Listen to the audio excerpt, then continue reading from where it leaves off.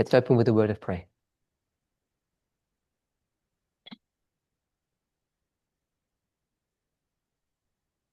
Holy God, we thank you that you have kept us safe through the night, that we're able to come together, many of us in person, those of us who are joining online, that we can all be of one heart, one mind, one spirit. As we try to unravel the mysteries of the prophecies that have been handed down to us through millennia, we ask that you would give us wisdom and understanding in this endeavor. In Jesus' name, amen.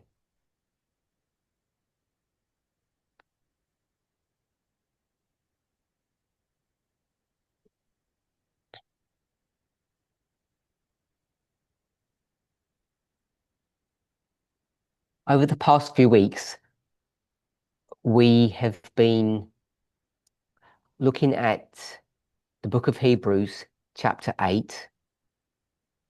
And the reason for doing that is to try to understand some of the changes or apparent changes that people feel are happening or people feel they're experiencing within the movement. People have asked several questions based upon comments that I've made or studies that I've done over perhaps the last 24 months, maybe a little bit longer. And people are unsure of the direction in which we're headed. And I think that's based upon people's uneasiness of, maybe for them, a lack of clarity of how we're supposed to order and live our lives. So then if anybody feels like that they feel disconcerted, they feel worried that there's been some change without express clarification, I just want to give anybody an opportunity. Yesterday, very few people joined us online. I hope more people can participate today if you're online.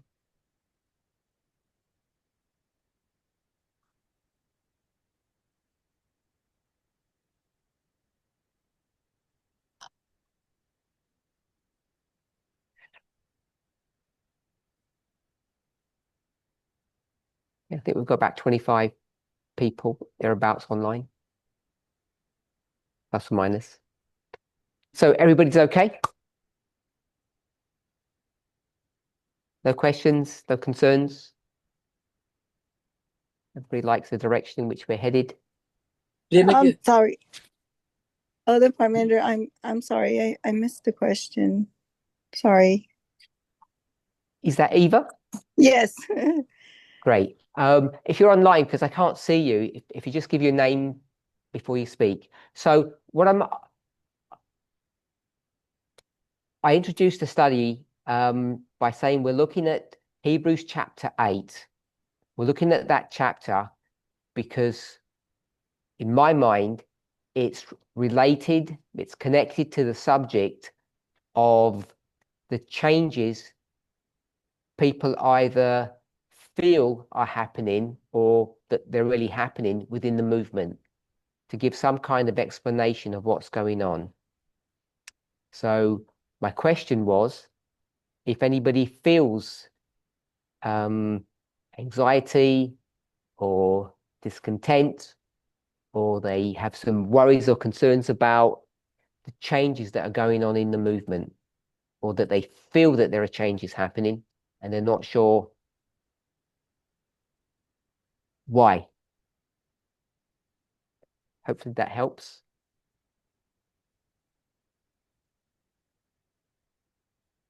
A couple of people gave testimonies yesterday. I think they seemed quite happy about the changes.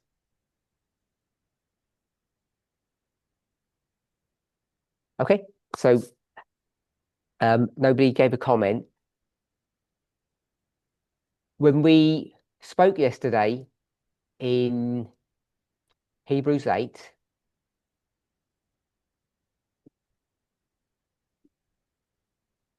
I don't know if the notes or the board work from yesterday have been posted. I did end up getting a copy of it. So these were the notes that we had from yesterday. And what we observed, it's pretty common knowledge. Shouldn't be any surprise that the last part of the chapter in Hebrews, verses 8 to 13, are a direct copy. In fact, they're just pulled out from the book of Jeremiah. So I think everybody would have known that before the study. And if you didn't, or if you've forgotten, it was a reminder. So I'm hoping that wasn't new to anybody. That Paul is borrowing the words from Jeremiah. So we've got on the board work, Hebrews 8 to 13, and we've got Jeremiah 31. It goes up to 34. So perhaps I'll put that there.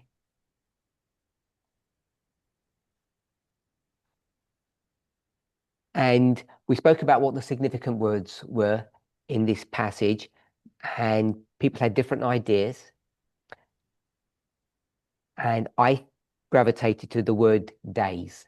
It doesn't have to be that specific word, it can be the phrase itself.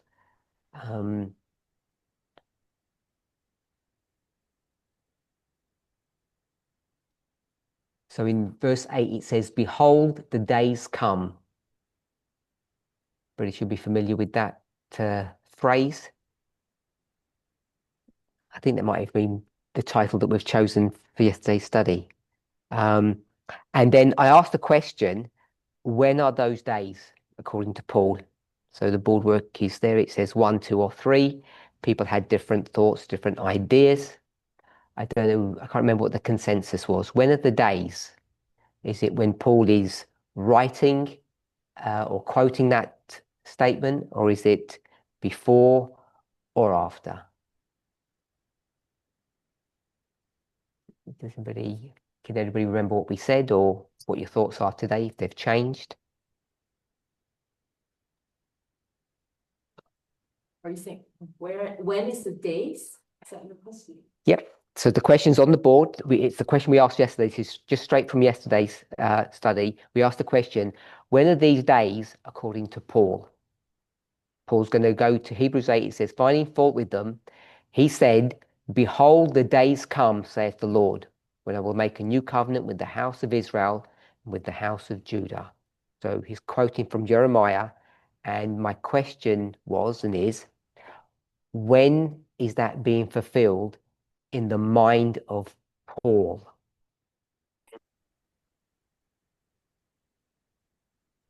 Happy Sabbath, Elder Parminder. This is Lana. It seems to me that this is right before the change. Right before the change. So if you can see the board work, would you say 1, 2, or 3, or do you want to place it somewhere else? I think 2 is fine. 2. So you use the phrase change. What change were you referring to? The change from Israel to the Christianity. Okay, so from the nation state of Israel, or we sometimes call it ancient Israel, to the Christian church that's been created. And that's around number 2. Is that what you've just said? Yes. Okay. Gloria. If Paul is standing there, is that what you're pointing? Yes. I would say 3. This is projecting forward to the future. So in the future. And where would you mark that future for you? Okay, so you think Paul is talking about the future, our period, the end of the world. Okay, so I know that not everybody is here that was here yesterday, but when we got taken back to Jeremiah, I don't think I asked the question specifically, but someone stated it. They said that the days that Jeremiah is speaking about are what days? Which days? I just want to make sure that wasn't my thoughts. Someone said that, but I want to just put that on the record now because I've just asked the question here. When Jeremiah said, "Behold, the days come," what's Jeremiah referring to? Maybe you could give your thoughts, or maybe you can remember what was said yesterday. Either one, I don't mind. You will continue? Okay, I think he's talking about the reign of Jehoiakim, the 3rd year of Jehoiakim. So, Book of Daniel 1:1. so Gloria said that when Jeremiah says those days, he's referring to the history in which he lives. I'll just say it that way. Yep. A little bit future or a little bit past. Or at the same time. Future. So, predicting an approaching doom. Okay. So when Jeremiah says those words in chapter 31, he's predicting approaching doom. And you've referenced the book of Daniel, which we'll go to in a moment. Okay, so when Jeremiah says it, he's talking about the time in which he's living, if I can say it that way, the dispensation in which he's living. Anyone else? That's different to what was said yesterday, by the way. You remember? So that's Gloria's opinion. In 31:1. So Alyssa, we're in Jeremiah 31, verse 31. It says at the same time, So it says at the same time, okay? which made me go to chapter 30. Tell us the answer, not the steps you've taken. So you're saying that for Jeremiah, it's in the future. I think so, That's fine. because he's talking about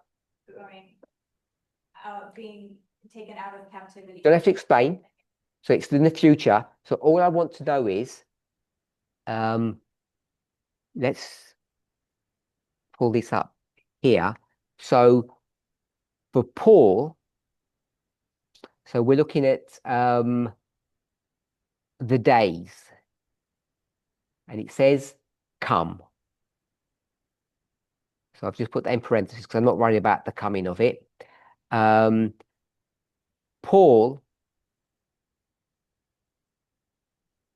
if this is Paul, Gloria is saying it's here. Is that why? Do I have that correct, Gloria? Yes. Okay. And then I asked the question, what does Jeremiah mean when he says the same thing? In fact, he's the originator of it. And this is Jeremiah when he's speaking. And Alyssa has said exactly the same thing. Is that right? Days. Future. Have I got that correct, Alyssa? Okay. And when Paul says it, Gloria said that these days are the end of the world. I'm going to just put, I'll put 144 so that we have a reference point of what that means. So we don't put too many words. Is that a fair representation of what you said? So Alyssa, what are it's in the future sometime to Jeremiah, you've said. When is that? What's he referring to? After another captivity. So when you say, so Alyssa, after another captivity, is that, which captivity is that? It's simply, sorry? Captivity out of Egypt. Okay, so you mentioned Moses, and I presume you've gone to Deuteronomy 30, maybe, or no, you wouldn't have gone to Deuteronomy, you've gone somewhere else. So Moses is back here. Moses is before Jeremiah. And if I just did that, the 400 years Egyptian captivity. And then they come out. That's the Exodus. Yeah. So that's at the end, that would be Mount Sinai, golden calf, etc. And Jeremiah's here. So when Jeremiah says the days, you're saying you see it would be in the future, but now you're saying it's in the past. So he references a past captivity and says that there's going to be another captivity. It's going to be. So I don't want the reference, what he's referencing to. I want you to tell me, what is he referring to, Jeremiah? After another. So, which I'm guessing is the 70 years. So you're saying that what Jeremiah is pointing to is the imminent captivity, the one that's about to come, Nebuchadnezzar. Is that what you mean? Yes, yes. But I guess maybe that was because I was thinking he was talking about after that captivity, the days of like being freed. So the promises of that day of being released from captivity.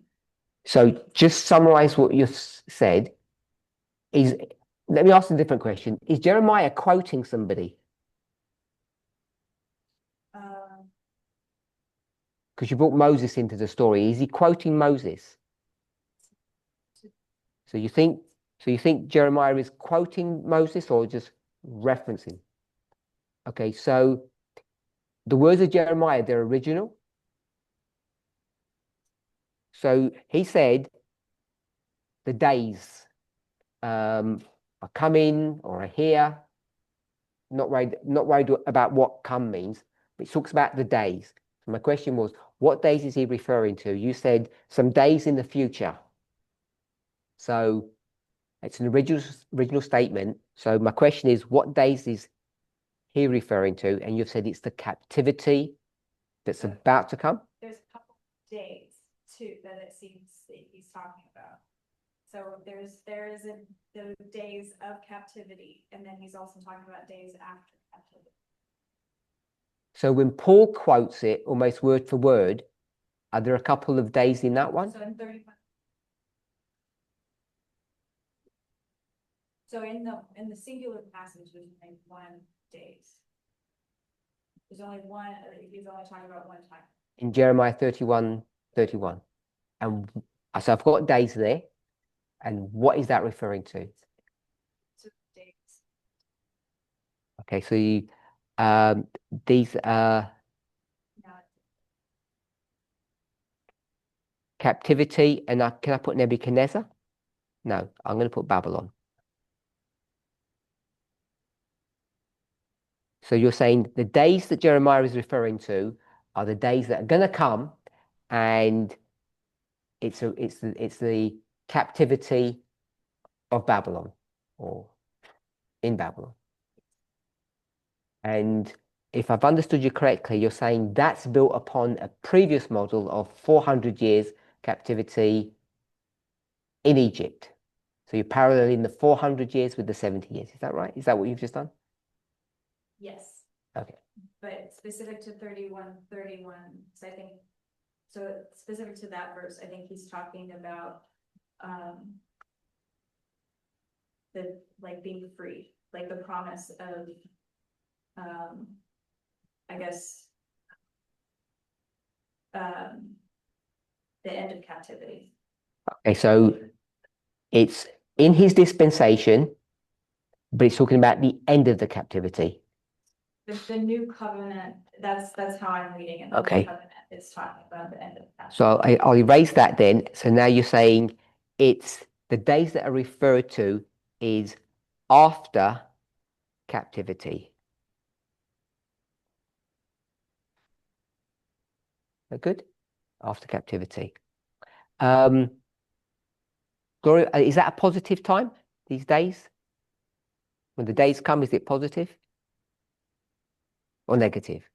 It's positive for God's remnant people, but it's negative for those that have rebelled against God. Okay, so in the context of how it's written, it's a positive statement about God's people. Yes. Is that right? And I guess Alyssa has already said the same. So you're both seeing it the same way. Okay. Anyone else? I'm gonna erase this one. No problem. It's good. Anyone else? Yeah, this is Elaine. Hey, Lane. Okay. Going back to like last night, what Gloria just said, yes, with Jeremiah, he is actually before it is before Nebuchadnezzar. So there were those that were taken into captivity previously, but Nebuchadnezzar hasn't yet fully conquered Jerusalem. So before you go into the history, if you can perhaps answer the question. So you're going to go to Jeremiah. Tell me where you would put the days that Jeremiah is referring to. I still say after the captivity. Okay, so it's in the future. Yes. Okay. And for Paul? For Paul in the future. And when is that future for Paul?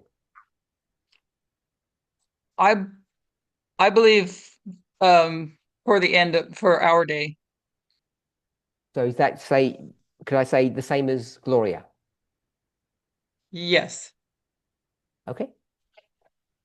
Who can remember what was said yesterday about Jeremiah?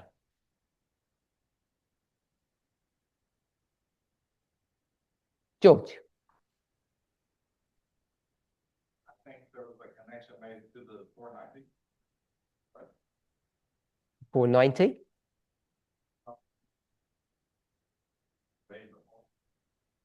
Okay, I recall someone saying something about the 490. If you could just summarize it, or is that as far as you can go? Does anybody know, or do you know where the 490 takes you to?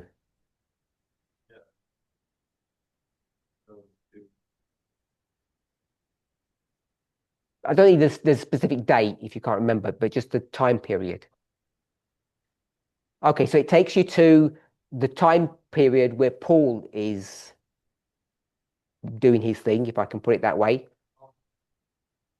Sure, a couple of years afterwards. So do you agree with that statement that was made yesterday, that it's a reference to the days after the 490? Or you do?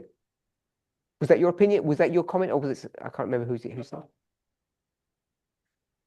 Yes. Okay. I can't remember who said that. So, do you agree with that? You said you did agree with it, or you didn't? Well, yes. That's fine. So, we've got another one. Then we've got Jeremiah, and Jeremiah's alive here, and the days that are being spoken about are the ones where Paul is alive. So I'm going to put Paul here. Is that fair representation of what you've said? I know it's the cross that you said, but 31 to 34, I'm saying it's all, I'm going to put all that all together. The New Testament church, if I could say it that way or something, or Ephesus or something like that. So we've got 3 different answers, which is interesting.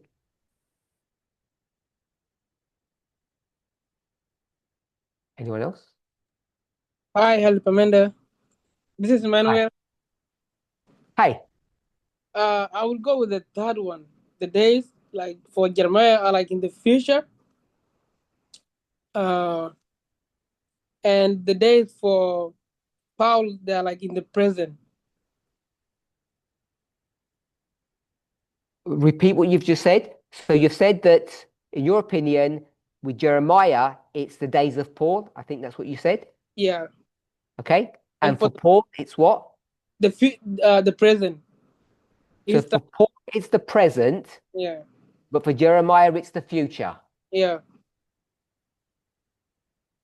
Why? Why is it different? Back then, like when Jeremiah was talking about the first covenant and the second covenant. So 1 second, you said Jeremiah is talking about the first and second covenant. Yeah. Tell me, without going into the intricacies of it, tell me why two prophets talking about the same thing are going to come up with different answers. One is present and one is future.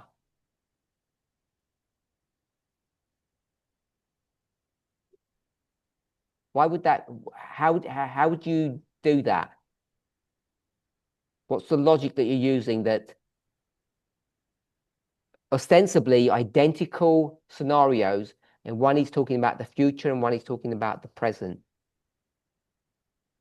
I mean, when one prophet understood the present, and So, then right there, that, you said that one prophet understood the present. yeah, Is that what you said? Does that yeah. mean the other prophet didn't understand the present? The other one understood the present too, but also like prophesied. Okay, so they both understand the present. Yeah. Okay, so they both understand the present. So carry on now. They both understand the present. One is prophesying, and then one is living the prophecy. One is prophesying, predicting the future, and the other one is doing what? Living in it. Living in it. Living in it, yeah.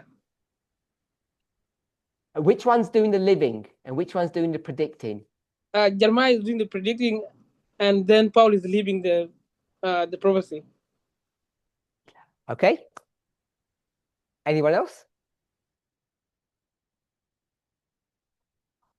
I think for Jeremiah, referring to the new Christian dispensation of Paul is referring to the Millerites. That's the last dispensation. So Okay. the dates are for Jeremiah, literal dates. So both prophets are speaking about future dispensations. Jeremiah is going to go to Paul, and Paul is going to go to the Millerites. So why did you choose the Millerites and not the 144,000? What's the difference? Oh, okay. So it's about how many steps we're going to jump. Yeah. No. I'm just checking. Yeah. Not laughing. I just smiling. Don't infer any laughter. But Alyssa. we would need to compare 144 to Paul because they're both lines of success. Compare 144,000 with Paul because the lines of success. Is that what you said? Yeah. Mark is success. Does that mean Jeremiah's line is the line of success? No, different history. I don't know. Can't be a different history. They're all the same histories because they're the same statements. Not literal histories. They're the literal histories. I don't know what that means, not literal history. He did die in Jeremiah's. So the histories aren't. Stephen didn't get stoned in Jeremiah's. That's your justification? So they're not the same. I mean, different things happen. I don't know. Never mind. But we're quoting the same words. Yes. So therefore we must be having the same experience. Different events, different things. That's all. But the experience. So the two time of the ends that we speak about, they're not the same? The experience, yes, is the same. But they're not literally the same.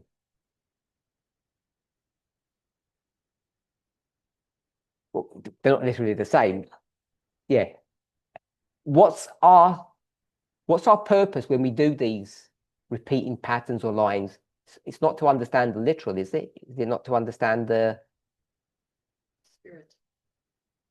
I was going to say spiritual, but I can't remember what word Alyssa used. Experience. You said experience.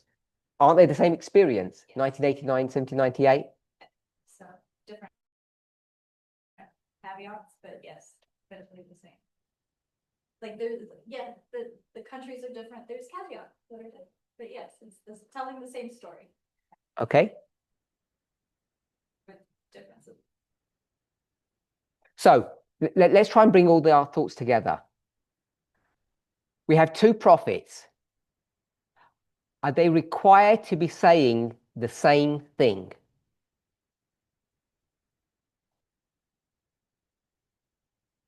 No? Yes. No, I had a no here at the back. So they don't have to be saying the same thing. If they're all saying the same words, must they be saying the same thing? No? So they could be talking about completely different things, even though they use the same words. So if they can be using the same words, but talking about completely different things, how can we interrogate or know what to do with the information that we're given if they're all different?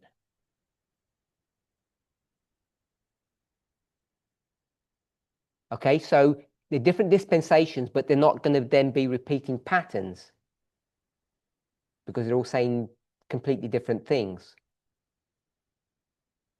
that right? Yeah. So when you say dispensations, I hope you don't mind me. I have a line here. So when you say dispensations, do you mean it in this fashion? Dispensation 1, dispensation 2, dispensation 3. Is that how you mean dispensations? As a continuum on a line?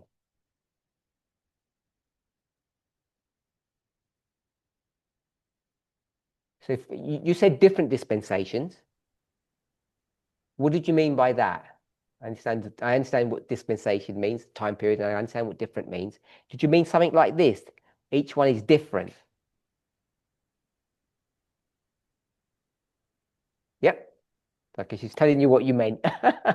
You did mean that. Okay, so that's correct, isn't it? Everything's on a line. And if you did that, then D1, D2, D3 are all very different. So if we were to do that, then you would have Jeremiah here and you would have Paul here. I said 2 prophets, didn't I? Yeah. But how many prophets are there, Alyssa?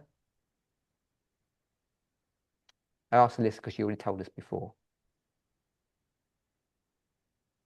She did. I raised it out though to trick you. It's Moses. Oh, there. Elaine helped you. Sorry. With friends like that? Yeah. Okay, so we've got Moses, Jeremiah, and Paul. We're okay with that. Yep. Can we have another dispensation? Now we'll see your...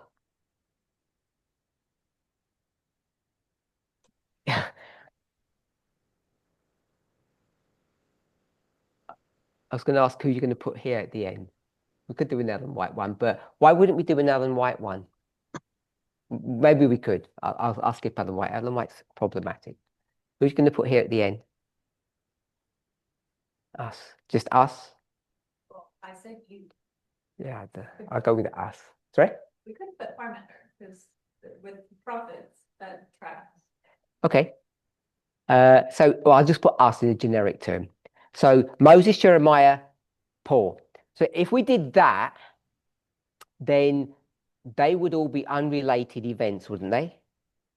Because they're all happening one after the other, all completely independent and separate. But what do we do when we get these dispensations? What's our habitual practice? We cut them. We cut this line and put them one underneath the other. Yeah. And why are we allowed to do that? Are we allowed to do that? Yeah. Are we required to do that? So why are we required to do that? What would happen if we didn't do that?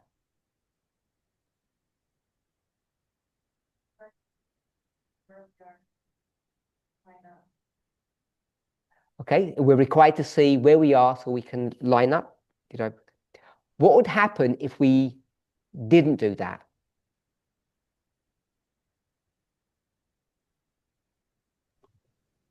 This is Linda. We wouldn't be able to understand if what we were Just- doing was correct.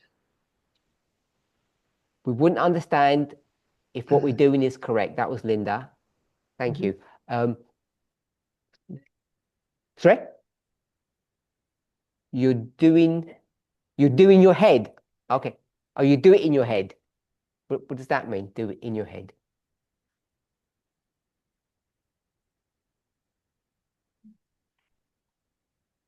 Oh, what was that? Oh. Sorry? See, you've got days here, and you've got days here, and you've got days here. You agree with that? So each one of those days on this line are talking about what? The same thing or different things? Different things. You said that before. That was your whole point. You said, or your sister did, you said they were different. So I had to agree with you. When you do a line, those days that Jeremiah did or referred to aren't the same days that Moses referred to or that Paul referred to. You've got no way of knowing that because they just said some days are coming, and most people have said they're coming in the future, which we'll try to confirm. So each one says, 1,000 years ago, Moses said, some days are coming, something will happen. And now I'm saying some days are coming. But each one of those days that's been referred to are completely independent and separate if we did this line. So we have a habit of breaking these lines and then saying that these are actually repeating patterns. Sometimes we say fractals or something like that. So are we allowed to do that? Are we allowed to chop up history and just repeat them? So most people are going to say yes, because we're indoctrinated into our methodology, our theology. Why? Where do we get the argument or the basis to say not only we can do that, but we're required to do that? Maybe required is too strong. You don't like that. Where do you get the idea that you can do that? Play around with things, chop them up.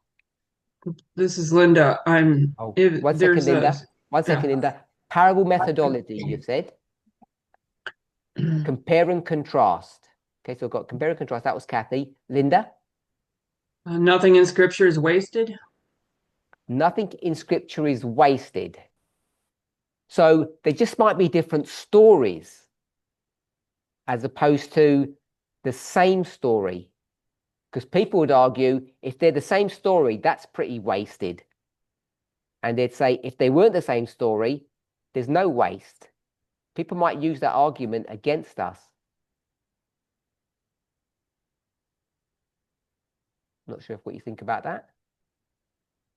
Anyone else?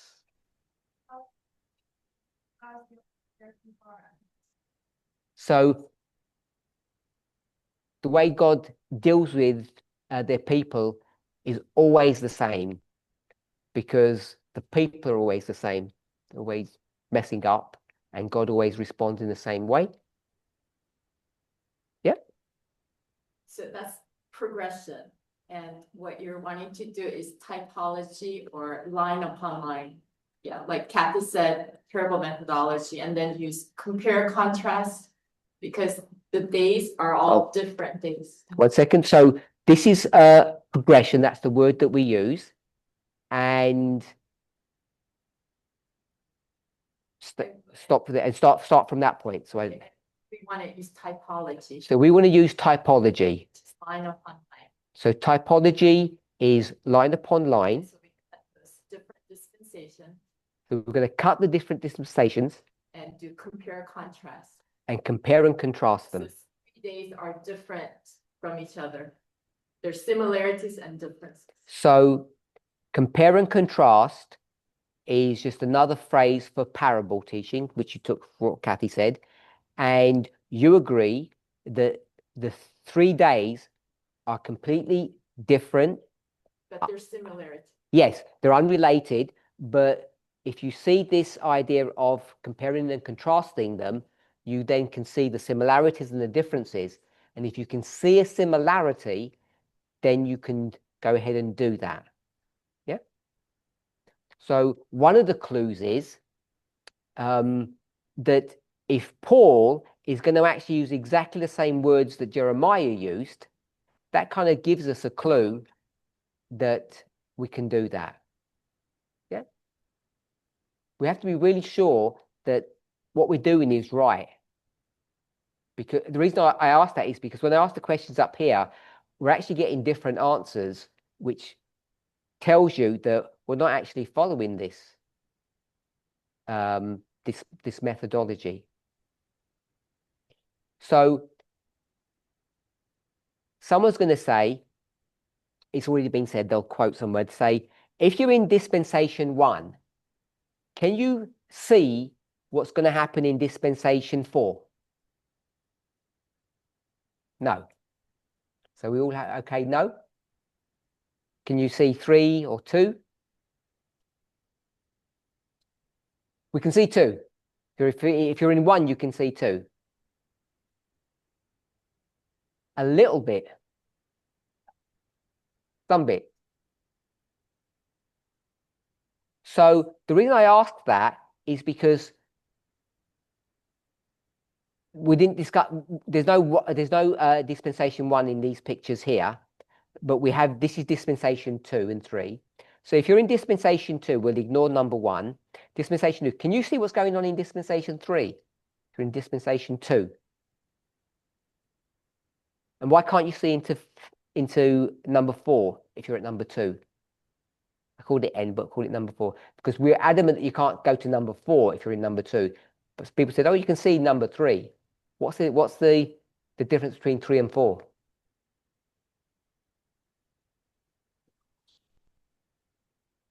The culture.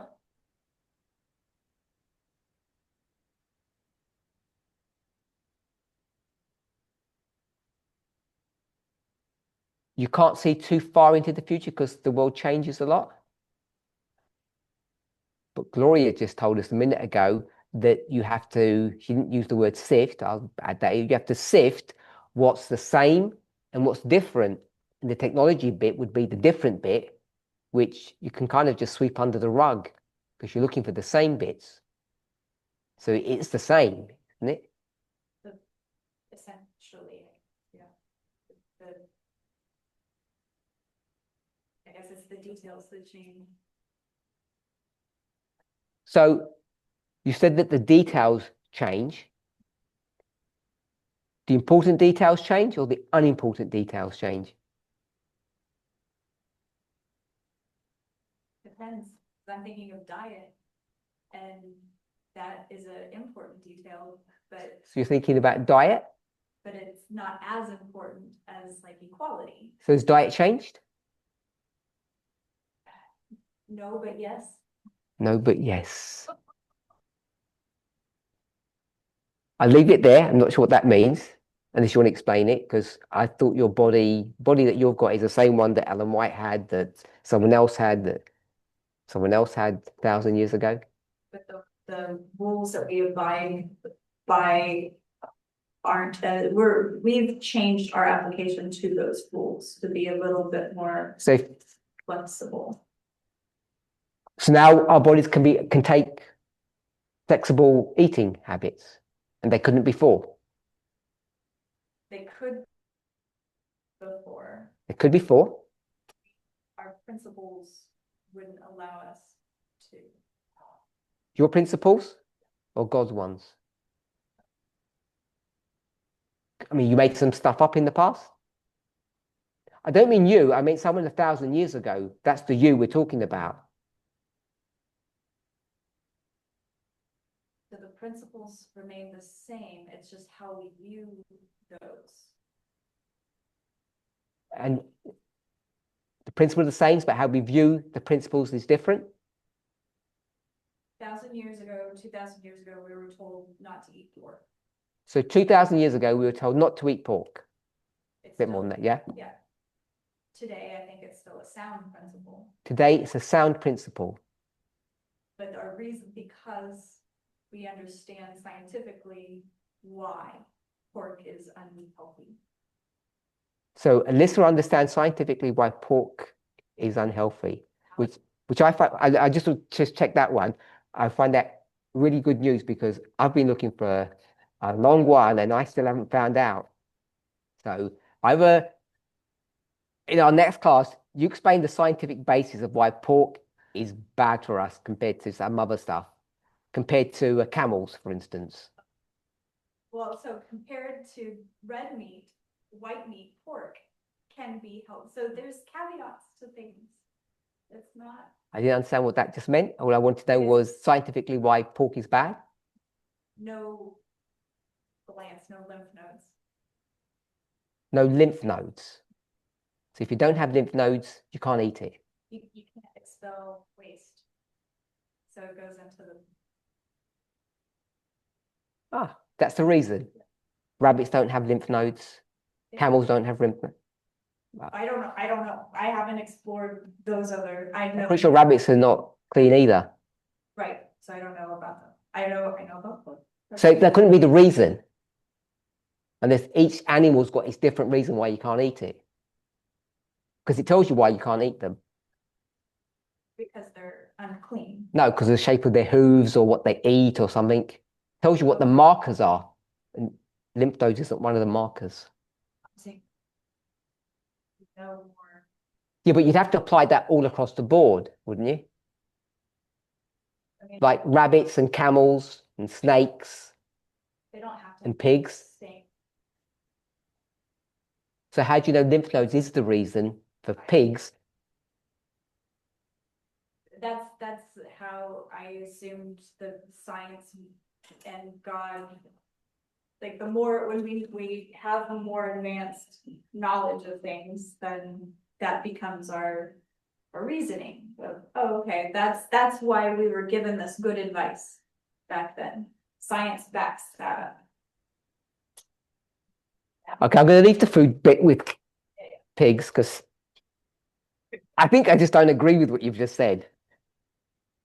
Unless you can explain a consistent pattern through 5 different species. I think I've given you rabbits, snakes, camels, pigs, and someone can think of another one. I don't know. Okay, so we won't go down there. Back to our story. Why can't you see number 4, but you can see number 3? I don't understand the logic. Because they're repeating patterns you've just told me. If there's repeating patterns, they must have the same characteristics.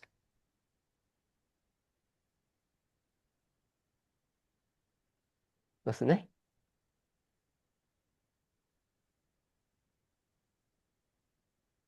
Okay, maybe it's me. Maybe I don't understand how this works. But I thought, if I'm wrong, please tell me if you disagree.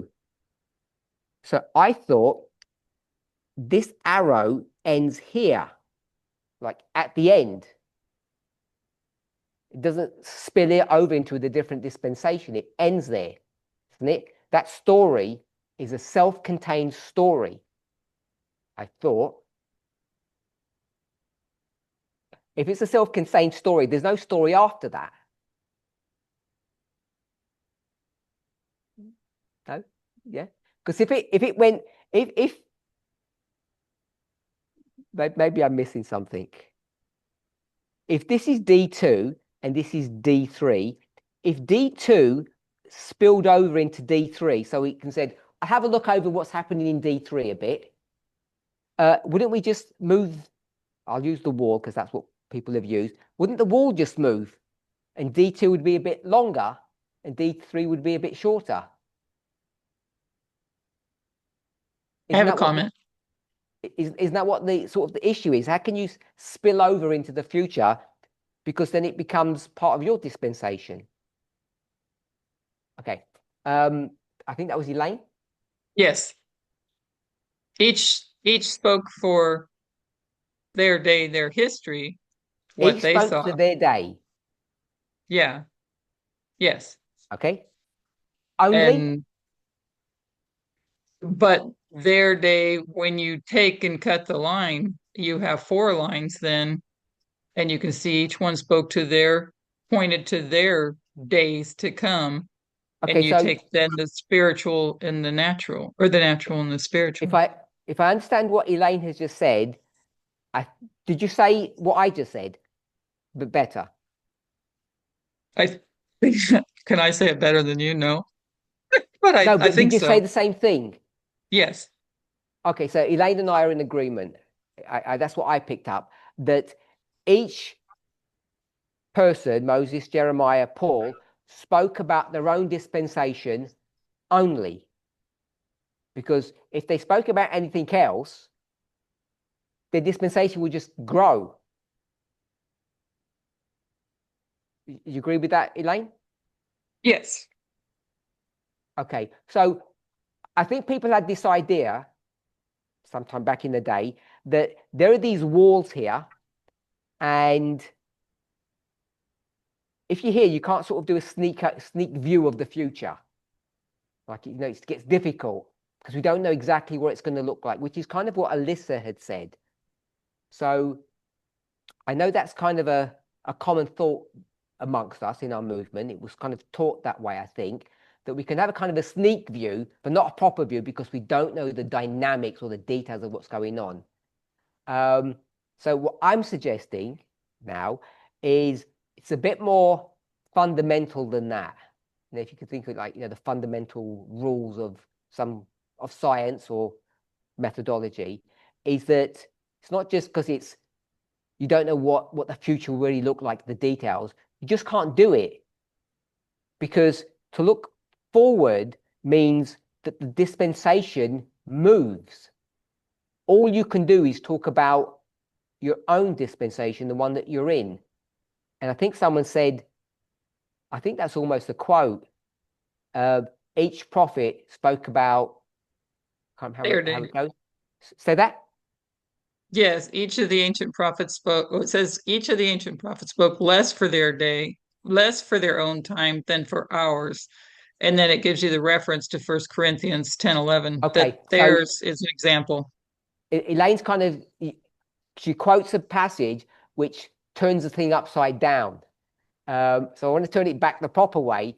Each prophet spoke only for their time. And Yes. if you're clever, you can make an application of that into the future. Because it's the way that statement's read is the other way around. They spoke more for the future than their own time. Yes, I agree. Okay. So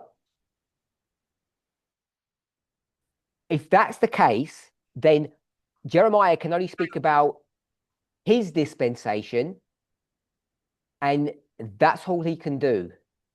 And what our job is to take what Jeremiah said and see how that works in the dispensation of Paul, and then hopefully in the dispensation in which we're living, because we can only speak about our own dispensation. Gloria. Years for Moses' time. Okay, so before we do that, I just want to point out that the answers that we had on this boardwork that we can see here is I guess I'm challenging it. So once we do that, and now we go to this one, we've got 3 prophets. We already had Jeremiah and Paul, and Alyssa gave us Moses. And so what we want to do now is explore what Gloria is about to do for us.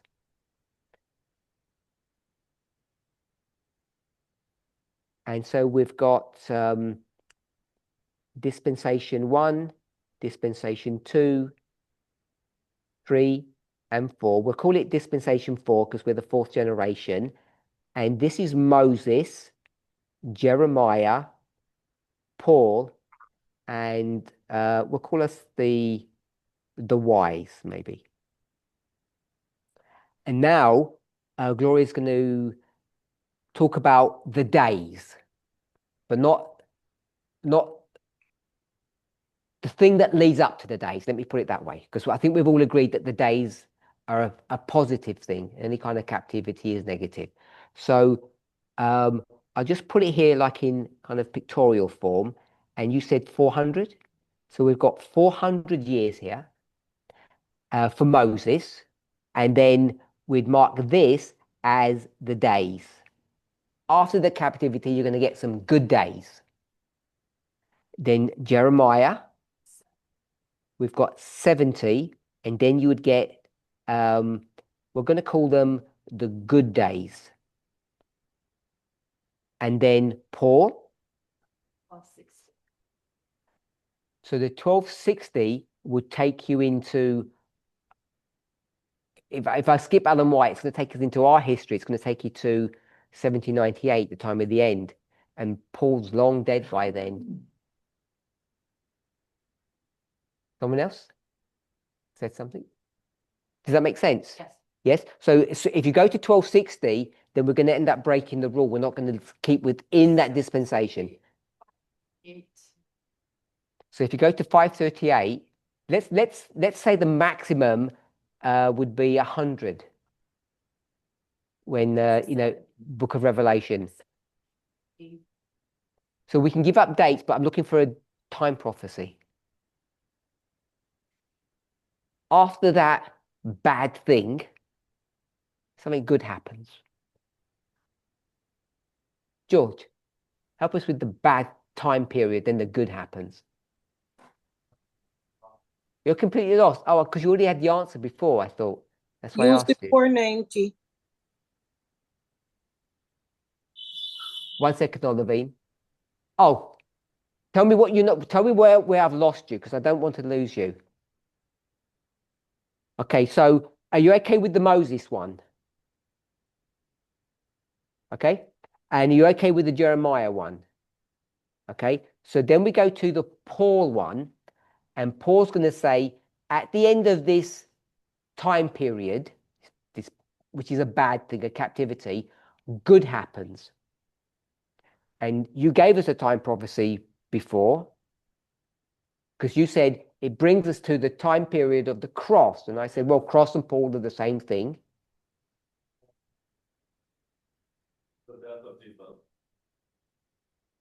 So I'm not looking for the event, I'm looking for the time period. The one that you referred to that brought you to the cross. You want to go for the last week? Okay, and how long's the week? No, I mean literally.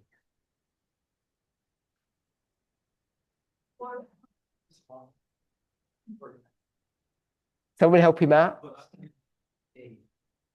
Well, 490. Yeah. So it's like he's. I thought that's what you told us about 490. Sure. But he's talking about the end of that. I understand what you're saying. Okay, Olivine, tell us what you're saying. I'm saying if you use the 490. So you're happy with George's 490? Mm-hmm. And we're dealing with the dispensation of Paul. Just 1 second before you say anything more. Just want to go back to George. So I think the problem that you had, George, you said Paul wasn't even alive when that 490 began. Was that your problem? Okay. So I've tricked you, not intentionally. What's the trick? You see that? Moses isn't alive at the beginning either. And what about Jeremiah? 70-year captivity. Yeah, 70 years of Babylonian captivity. What's the problem with that one? Jeremiah's going to be dead at the end. Jeremiah. Oh, 1 second, Olivine. Jeremiah's alive at the beginning, but he's not going to see it through the end. And Moses isn't alive at the beginning, but he's going to see it to the end as is Paul. So the 490 isn't as problematic as you might think, because it's the other ones have all got their own little intricacies, their own problems. Is that okay, George? Okay, Olivine, go. That's what I'm saying. That's what I You was can- saying. can That you speak it? Wait 1 second. Can you speak a little bit louder for me? I was saying that Jeremiah is dead at the end, and Okay. therefore, I need it in small pieces. So Olivine says she confirmed that Jeremiah is dead at the end. Carry on. therefore, his dispensation does not mean that he has to live throughout the entire period. Okay, so that's an important point, if not the important point, that when we've done these dispensations here, I've not given dates here at these points. I wanted to keep it sort of generic, and the prophet themselves don't have to be alive, for the whole time period. It's just a marker to say this is a history where a prophet is commenting on, and lots of things are happening. It can be several hundred years. Carry on, Olivine. We have the same thing with our dispensation. There is an elder Jeff is 1 there. second. We've got the same thing in our dispensation, number 4.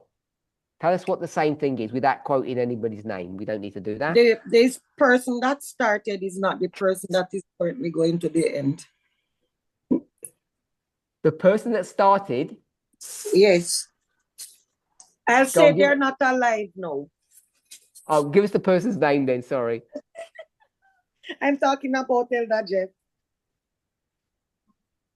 He's still alive. He started it. It's still, yes, he's alive, but he's not within the movement. He might come back. I'm not saying he's not going to come you back. You said he's not alive. I heard no, you say that's the first one's not alive and the other one's there. No, Okay, I'm just talking within context of within the message. He's the person that received the message. He started it. He developed it to a certain point, but he's not there now. So it's similar. Jeremiah started in his dispensation. He died. Oh, wait. People can't even hear what you're saying. So in R1, we started off with Jeff and who do you want to end with? I was just comparing it with Jeremiah's or Moses' time. We heard the name, so it's too late. She's not going to be happy. I'm not ending with anyone. I'm just saying we have this same pattern as the rest. Okay. And the reason I used the 490 was that the 490 began the time period for Ephesus. Well, began the time period in which... I'm going to stop you there. We're all okay with the 490 and the 70 and the 400. We've got Jeff and Elder T. What's this prophecy here? After whatever it is, the days come. Who wants to go for that one? Gloria. The last one? Yeah. What's this? Yeah. At the time. Or the time frame? Yeah, I'm not asking what the good days are. I'm asking what this time period is. The 1260.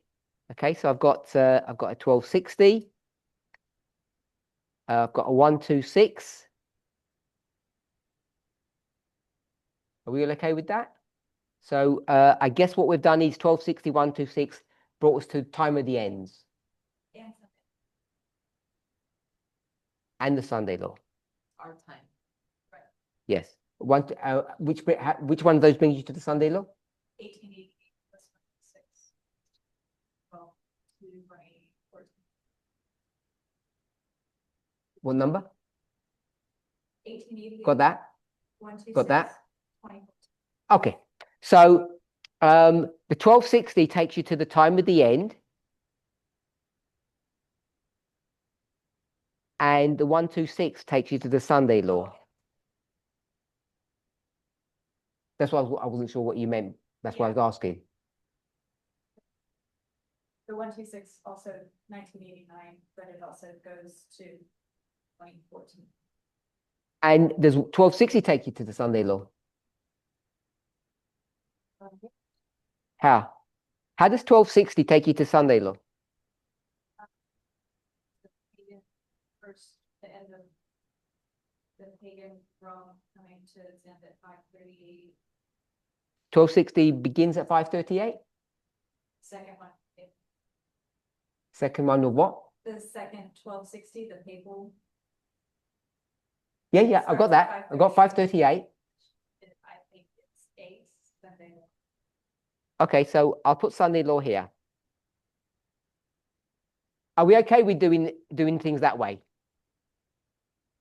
Forget the details. Forget the details of our one. Prophets are never good in their own history. We expect for the future. So are we okay with these repeating patterns? That's just what I want to be clear about. So hopefully we've made a little bit of progress. So we'll summarize and then we'll close because I keep on getting closed. Is that right? We've done an hour and 10. Got 20 minutes. So probably take me 20 minutes to summarize. So yesterday, go back to yesterday. Yesterday, we spoke about the days. I asked if it's 1, 2, 3. We had varying answers. And hopefully we all agreed now that the significant word in 8:8 is the phrase or the word days. You can either say, behold, the days come, or it's the days, either one. It's not the other ones that we were thinking of. And then we've developed that, speaking about the day. So we've spent this class trying to understand how we conceptualize what those days are that prophets are speaking about. So we had 2 prophets. We had Paul and we had Jeremiah. So we had 2, but then Alyssa gave us Moses. She hasn't fully explained how she gave us Moses. We haven't asked that, but we'll assume that she's correct. She is. So we developed 3 prophets, Moses, Jeremiah, and Paul. And we were clearly told that the 3 days that each of them referred to are completely different days. They're not the same days because this is a line of progression, and there's no way to tie those days together unless you start manipulating. I don't mean that in a bad way. Manipulating the data, you have to change it. Someone said compare and contrast. Someone said parable teaching, which is the same thing. And then what we spoke about is cutting lines at discrete points, which we call dispensations. And once you do that, you can do line upon line. I was expecting someone to give us a Bible chapter if they couldn't remember the verse that describes this methodology. It's one of the anchor verses that we use to defend our right to do this, and then if you're good, to defend our ability to do it. Alyssa? Yep. Were you going to say the same thing? No. Oh, what were you going to say? Alyssa was going to say Isaiah 28. And Kathy said Isaiah 46. The problem with Isaiah 28 is that it's not a good proof text. Because why did Alyssa choose Isaiah 28? Line upon line. So if you actually see what line upon line means in that context, it means nothing in the way that we speak about it. It's actually really just poetic language that speaks about uneducated people like us taking the role of the leadership of the church, which are the priests. And we're not qualified to do the job. And that's what Isaiah is talking about when he refers to this idea of line upon line, here a little, there a little. It's actually a teaching technique which isn't that brilliant. So it's Isaiah 46. And Isaiah 46 is really the defining, I'm not saying it's the only one, but to me, it's one of the defining verses that show you that you can take a line and cut it up into pieces. And in summary, what does Isaiah 46 say? what is the, how does that work? We'll put it in a little box here. You want to give us a go, David?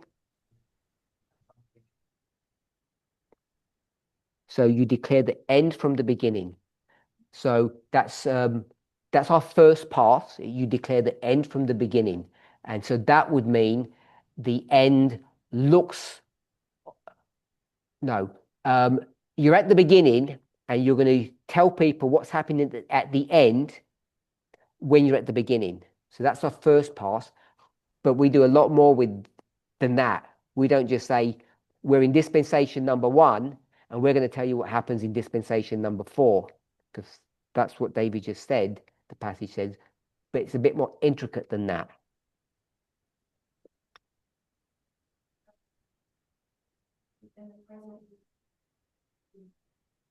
So in the present, we'll have 3 waymarks then: past, present, and future. Do you want to finish off, David? Do you want to finish off what? Yeah? No. Where are you? So we're here, and now tell the story. Yeah, go ahead. As far as Isaiah 46. Mm-hmm. So you're going to declare the end and the beginning, and you're going to say what about it? That they are generally, let's say, telling the same story about the same subject. So you're in the present and you're going to say the future looks the same as the past. And the reason why it's important to understand this detail, as we've shown this little graphic, is because the words themselves essentially just say you're at the beginning and you're just going to predict what happens in the future. But that's not what the passage actually really means, even though that's what the words say. Because declare the end from the beginning. When you're at the beginning, you're able to predict the future. And it's a bit more involved than that. Because you can't actually predict the future when you're at the beginning. If you were here, you can't predict the future. That's not what that passage teaches, even though that's how the words are written. What you have to do, you have to be not in the past at the beginning. You have to be halfway through somewhere. And what's not indicated in the passage itself is that there must be something happening in the present. Something's happening in the present. If you can finish, something's happening in the present that looks like what? That looks like the past. That's the key to this whole thing. It's a lot more intricate or involved than just predicting the future. You're in the present, and what you're seeing now, you notice, looks similar, has characteristics of the past. And based upon that, then you make a prediction of what the future is going to look like. So if you don't remember the chapter itself, it's well worth revisiting it to make sure that you have a good grasp of how that works. So Isaiah 46 is what we're going to use to take this line of progression and chop it up into various dispensations. So we've discussed that. And then we discussed, why can't you look, if we call it a wall, why can't you look over the wall and see what's happening afterwards? Because the way it's been described in the past is you can have just go right up to the wall and have a sneak over and see what it's there. It doesn't work that way. It kind of sounds nice as a sort of a story or a parable, but in real life, you can't do that. When you're in the dispensation, you're stuck here. All you can do is that the future one will look exactly the same as the one that you're in. But what you might not know, which several of you have said, you might not know what is exactly the same and what is exactly different, but you should have a good clue, especially if you're in number 2, because you've already got number 1 to help you. And if you're in number 3, then you've got number 2 and number 1 to help you to sift out what's noise and what is the thing that you really should be looking for to predict what's going to happen in the future. Gloria. So that you gave us, Jeremiah 31. Yes. We say that he's during captivity in the middle. So looking past and the future, or? So we had some homework yesterday, and we'll do that in the next one, because I wanted to clear this disagreement or these different views that we had about how we understand what those days are. There are 3 sets of days we've worked out in this class now. I've said that you can't have a prophet jump out of their dispensation. That becomes significant because most of Christianity does not agree with that, and large swathes of Adventism do not agree with that. We're at odds with most of the world, and you may not have picked it up, but we spoke about it here in this portion. At least some people did. And what I'm referring to is this, that if you go to most Bible commentaries, when you go to the book of Jeremiah and it says, behold, the days come that I make a new covenant with the house of Israel, 99% of Protestantism is going to take you to where? Going to take you to Paul's dispensation. Christ comes and Christ is going to give a new covenant. That's where everybody will take you. And this methodology shows you that that's not right. Jeremiah is speaking about his own dispensation, and Paul is going to, I'll use the phrase, recycle that information, that story, and apply it brand new to his own dispensation. And it might sound superficially the same, but it's quite different. And sometimes it might not make a difference, but other times it makes a very big difference. So I'm going to stop here because we are going to run out of time. And I know I've got a look of worry or a question. So we'll try to pick it up whenever we meet next in a few minutes sometime. Let's close with prayer.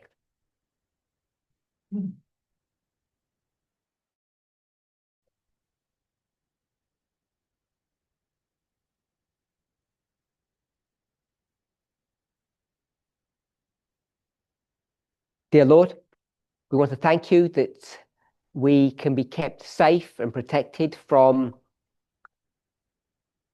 all the many voices and ideas that permeate the world, permeate your church.